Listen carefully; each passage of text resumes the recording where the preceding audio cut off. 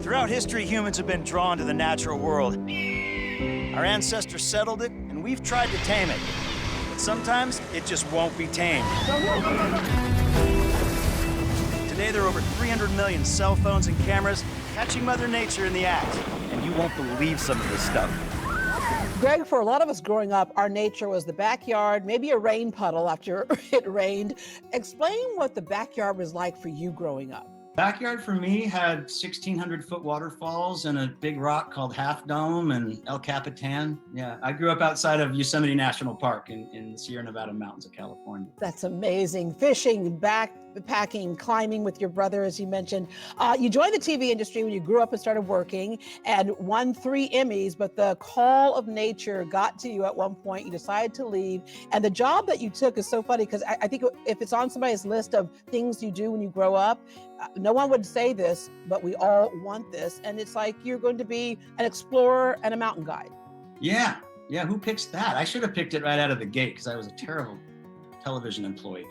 But yeah, no, that's exactly right. And it had to be, right? It's all my time is spent outside and I cannot get enough of it. Well, what I love about your story is that you speak to passion. Sometimes people have a job, sometimes it's a career and it's their passion and it's all the same. And for you, talk about the courage to leave the business and say, this is what I want to do. This is where I'm happy. It was a difficult thing to do, right? Because I was established for 12 years in TV. You know, I won those trophies or whatever, and you kind of feel like, hey, this is the trajectory I'm on. But I knew down deep that I, you know, like I said, I was using every sick day, every holiday. You know, I went to Aunt Mary's funeral 4 times in 1 year. I mean, people start raising their eyebrow about that.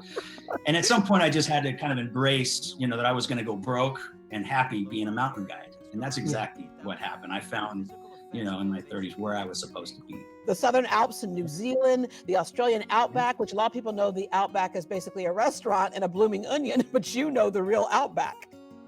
Yeah, I do actually. Yeah, I've actually found myself surrounded by kangaroos on my first outing in Australia. And I was wondering like, okay, well, this is an Australian deer, right? Except with those big thighs they got on them, they look like they can kick you into next week. So yeah, that was my first inauguration into the outback of Australia.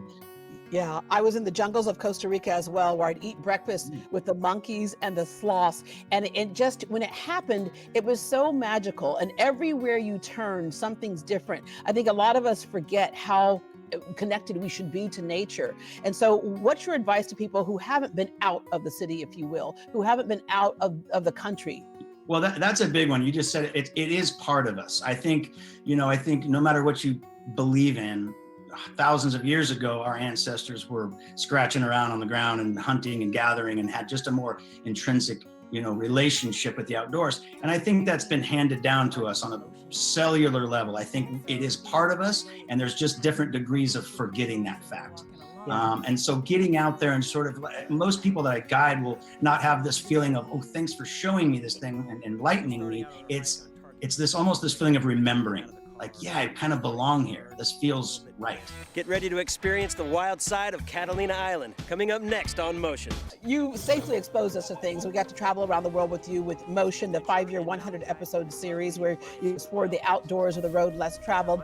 Outside with Greg Aiello, the PBS Adventure series, that was amazing. But Nature Gone Wild takes it to a whole nother level, to your point. It makes everybody the star. Everybody, you know, like I said, there's so many cell phones out there and people are getting out there and experiencing things that have always happened. We're just capturing it now. When nature comes indoors, it's usually pretty messy, or terrifying, or both. And so it's a really fun show for me to be part of, because I get to relate to what I'm seeing, break down what went right, what went wrong. And in some instances, you just shake your head and say, wow, Mother Nature can just do her thing, and you just got to try to get out of her way if you can. Yeah, what went right, what went wrong, because this show has a little science to it as well. Not only science, I mean, it's just a constant stream of information. It's just not, you know, some guy yammering on about a YouTube video. We really do break down the analysis of what I think went right or wrong, but we also have a team of people doing research, and we have all these graphics that are coming in and talking about, you know, really breaking down how these things may have pertained to a historical event. So there's just constant layers of information coming at so fast that you could watch 2 or 3 or 4 episodes and you won't feel like 10 minutes went by. Hopefully the exit sign isn't orange, because deer can only see certain colors, like brown. That's why hunters' vests are orange. Make us laugh. Most of it leaves us in awe, because there are so many things you start to realize that happen with the earth every day that no one ever captures. Yeah, and nowadays we're just seeing it more, and it's really cool to see. And like you said, you don't have to go way out into nature to have these things happen. In some cases, nature will come right into your house and find you.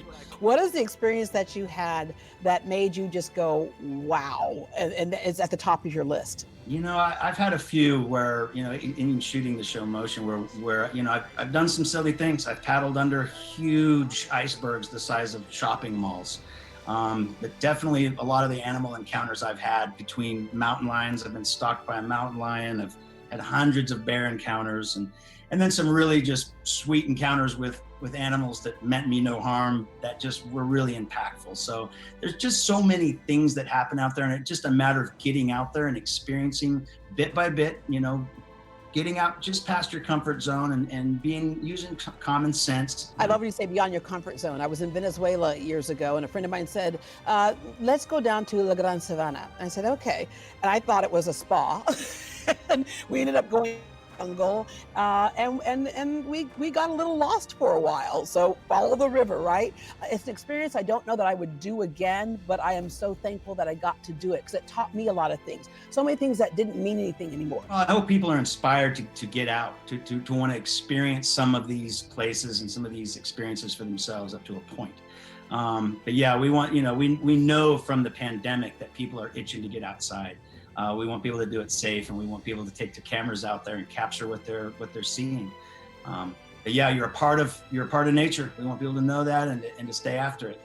Yeah, and during that pandemic, there's a reason why most cities had parks as essential businesses to stay open, because it does give us that connective piece. Greg, thank you so much, and look forward to seeing this. Thank you so much for having me. I appreciate you.